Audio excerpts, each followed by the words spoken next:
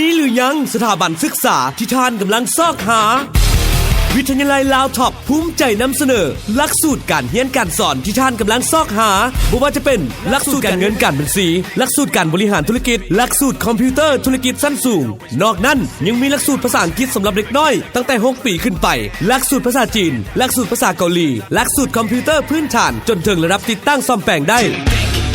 พิเศษวิทยาลัยลาวท็อปของพวกเขามีห้องเบิ่งหนังฟังเพลงห้องซ่อมดนตรีสโมสรเขียนข่าวหนังสือพิมพ์สโมสรเตะบานสโมสรฟ้อนเต้นและพร้อมทั้งการไปทัศนศึกษาเรื่อยๆเพื่อให้นักศึกษามีความกล้าคิดกล้าแสดงออกผ่านกิจกรรมต่างๆผสมผสานกับการเรียนการสอนวิทยาลัยลาวท็อปเป็นวิทยาลัยที่มีหลักสูตรการเรียนการสอนที่ได้มาตรฐานสากลเป็นที่ยอมรับกันมาแล้วรับประกันได้เลยว่าอนาคตของท่านจะสดใสมั่นใจได้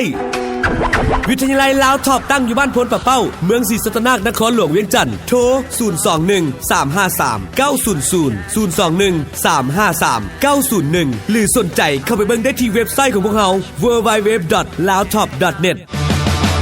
วิทยาลัยลาวท็อป The truth will set you free ความจริงจะเฮ็ดให้เจ้ากระจ่างแจ้ง